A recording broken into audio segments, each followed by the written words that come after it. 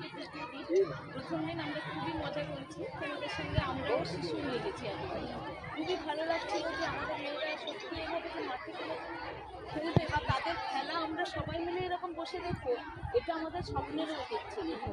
তাই আজকে যেহেতু সেমিফাইনাল এবং ফাইনাল আছে, তোমরা সবাই আবার মন দিয়ে খেলাধুলাতে অন্য পড়া খেলাধুলা সেগুলোকে ইগনোর করে তোমরা আরও এগিয়ে যাও। আশা করি আজকেও আমরা খুব আনন্দ পাবো এবং তোমরাও খুব আনন্দ পাবো।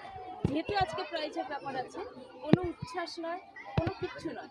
উচ্ছ্বাস যখনই তোমরা কোনো জেলা টিমে চান্স পাবে, তখনই উচ্ছ্বাসটা প্রকাশ করবে। যে হারবে তারও কান্নাকাটি করার কোনো দরকার নেই, খেলা মানেই হার জিত থাকবে। সুতরাং এত ভেঙে পড়ার কিছু নেই।